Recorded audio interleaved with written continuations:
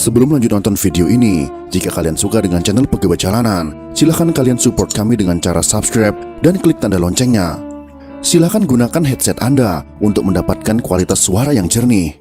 Selamat menonton.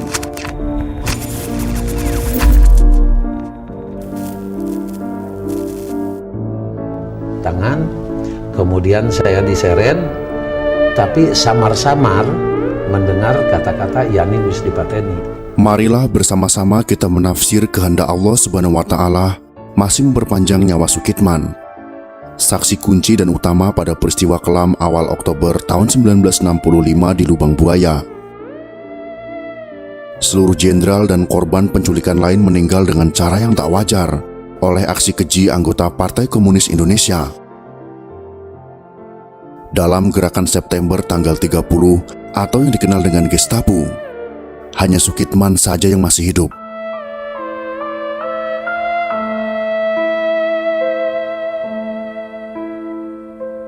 Gusti Allah yang menguasai hidup dan matinya manusia pasti memiliki kehendak di balik masih hidupnya Sukitman.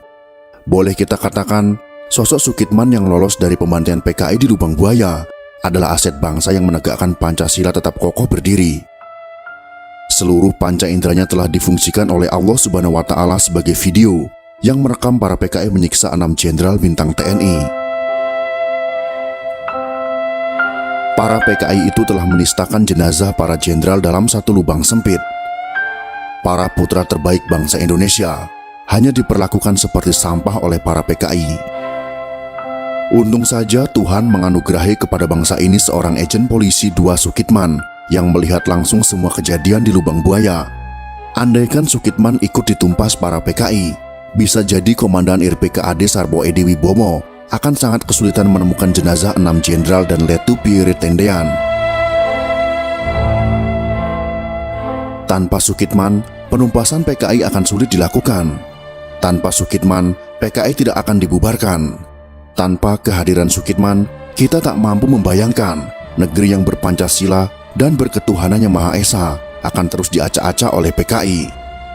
Sudah sejak awal kemerdekaan, para PKI bengis kepada santri, kiai, semua tokoh agama, dan juga para pembela Pancasila.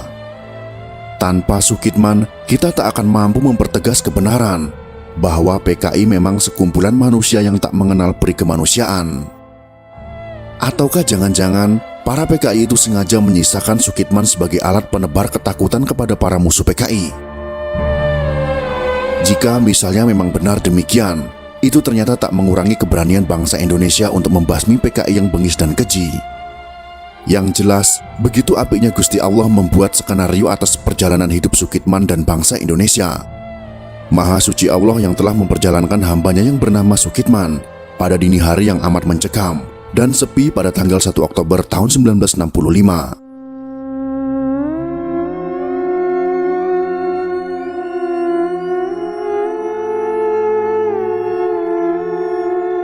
Saat itu Sukitman sedang mendapat tugas jaga di Guest House Iskandariyah atau Wisma Angkatan Udara Republik Indonesia untuk menjaga tamu dari negara Korea dan tamu men garis miring Pangal.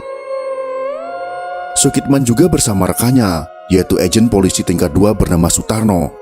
Setelah mengadakan pemeriksaan di sekitar tempat jaga dan diyakini dalam keadaan aman, Sukitman dan Sutarno duduk sambil bersenda gurau. Di pagi buta itu, tiba-tiba keduanya mendengar tembakan beberapa kali.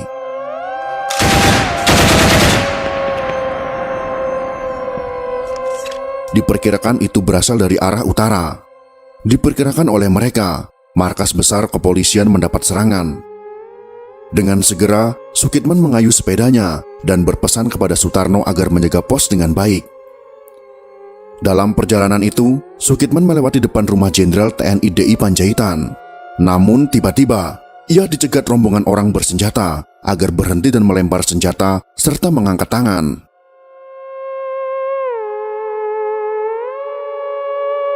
Pencegat mengira Sukitman adalah ajudan DI Panjaitan yang sedang diculik. Akhirnya Sukitman disiksa, diikat, lalu matanya ditutup dengan kain. Ia diculik dan dibawa ke Lubang Buaya, lalu ditempatkan di sebuah rumah.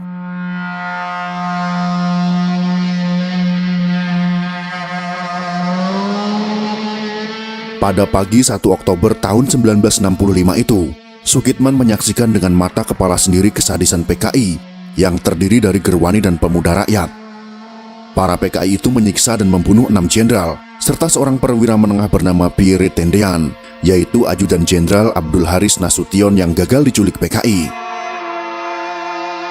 Dari menit ke menit, Sukitman melihat para jenderal ditusuk, ditendang, diseret ke sebuah sumur tua, lalu dimasukkan dengan kepalanya masuk terlebih dahulu, lalu diberondong dengan tembakan.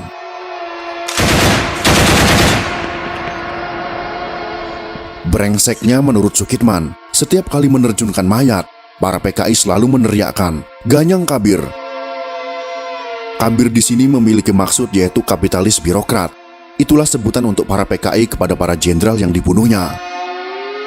Sukitman merasa ngeri dan takut. Ia lantas pura-pura mati agar tak disiksa oleh pasukan biadab itu. Setelah pembantaian selesai, Gerwani serta pemuda rakyat mencari dedaunan sebagai penghilang jejak. Mereka lalu pergi. Sukitman dibiarkan saja. Ia dianggap sosok yang kecil dan tak berguna. Tidak perlu dipastikan mati atau hidup. Mungkin bagi PKI, Sukitman hanyalah lalat sepele yang dipukul sekali tepuk langsung tewas.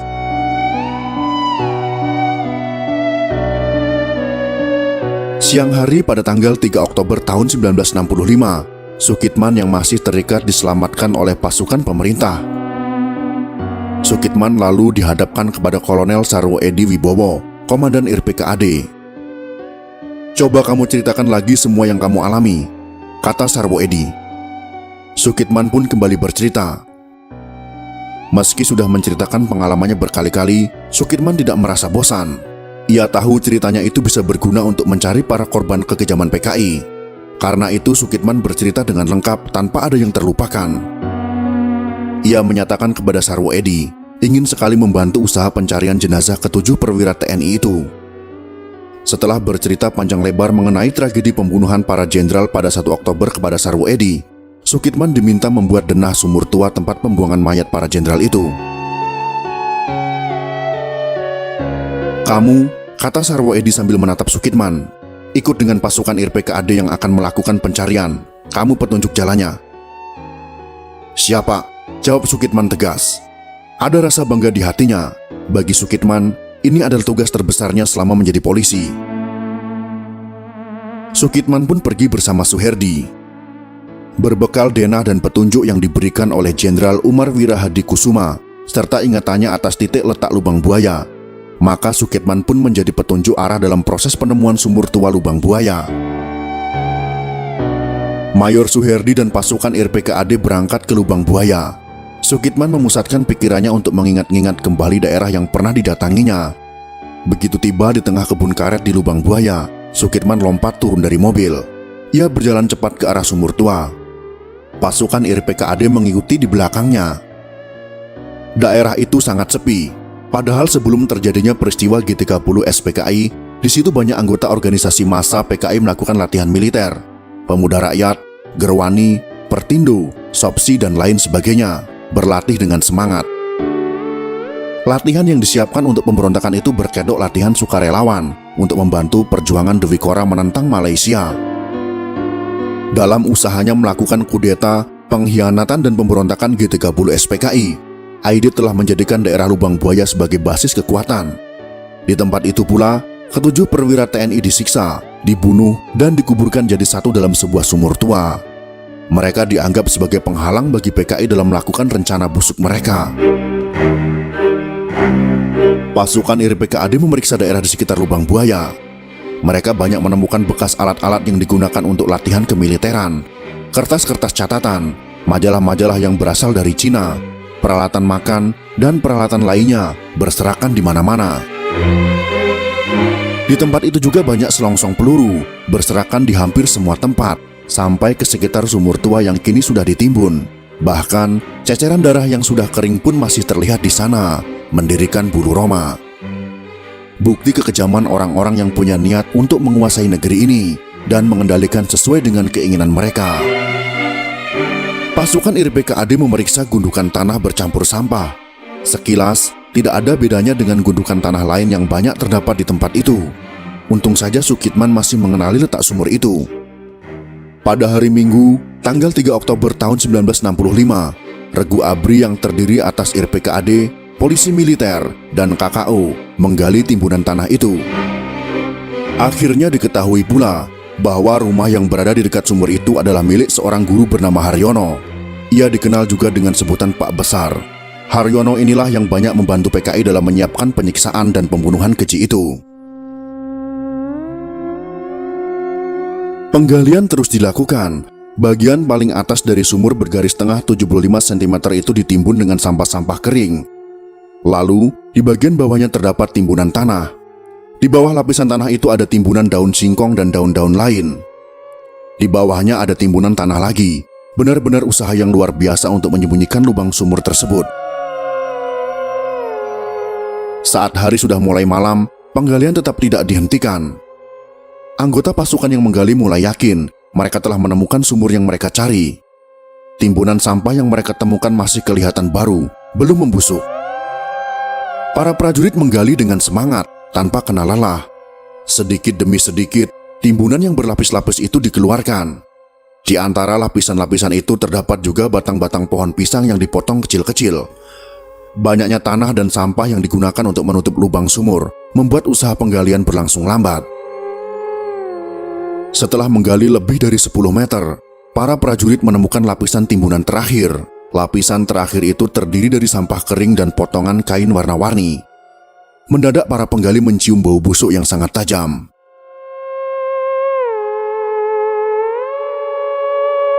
Pada pukul 22 malam waktu Indonesia Barat, para penggali meneteskan air mata mereka. Rasa haru dan geram bercampur jadi satu. Di dasar sumur itu, mereka menemukan jenazah para perwira TNI yang sudah mulai membusuk dengan posisi kaki di atas. Kolonel Sarwo Edi yang sudah datang sejak pukul 19 waktu Indonesia Barat juga ikut terharu. Apalagi di sana ada Jenderal Ahmad Yani, sahabatnya sejak di peta. Mereka pernah bersama-sama bertempur melawan penjajah asing. Sarwo Edi sempat tidak kuat harus menyaksikan Ahmad Yani menjadi korban kekerasan bangsa sendiri. Tak bisa dikatakan betapa perihnya rasa hati Sarwo Edi Wibowo. Sukitman pun tak kuasa menahan air matanya. Apalagi kini ia tahu 7 orang yang disiksa dan dibunuh di hadapannya adalah orang-orang yang telah mengabdikan dirinya kepada bangsa dan negara. Sarwo Edi menghampiri Sukitman.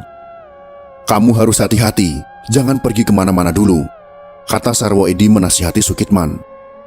"Keselamatanmu mungkin terancam. Sebaiknya kamu copot semua tanda pengenalmu." Sukitman mengangguk-angguk. Ia cemas juga. Namun, Sukitman sama sekali tidak menyesal telah menunjukkan tempat ini kepada tentara. Mungkin ini bisa dianggap sebagai bentuk pengabdiannya kepada negara. Ia sendiri juga alat negara. Para tentara yang melakukan penggalian mengangkat ke-7 jenazah itu. Ini bukan mengerjakan tugas yang mudah, karena sumur itu memiliki kedalaman 12 meter dan sangat sempit.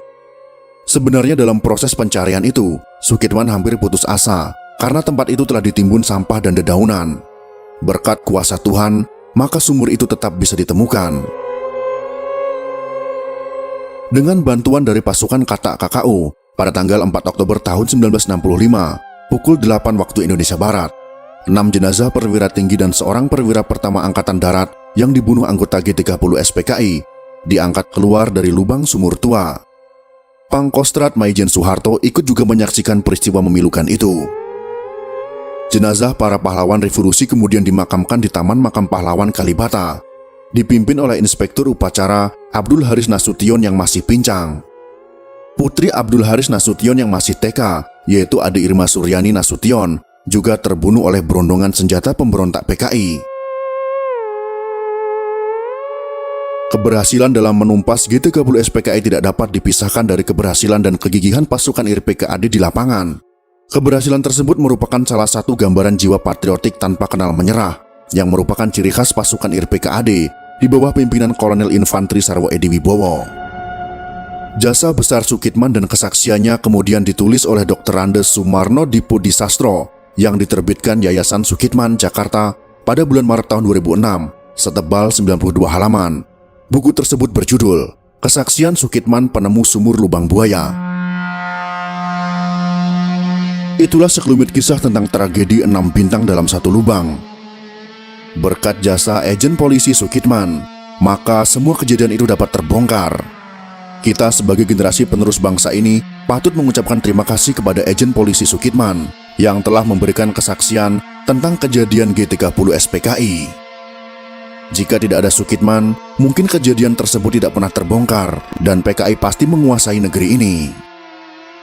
Jika kalian suka dengan video ini, silakan berikan jempol ke atas. Dan jika kalian menganggap video ini bermanfaat, maka bagikanlah untuk teman-teman Anda yang lain. Terima kasih sudah menonton.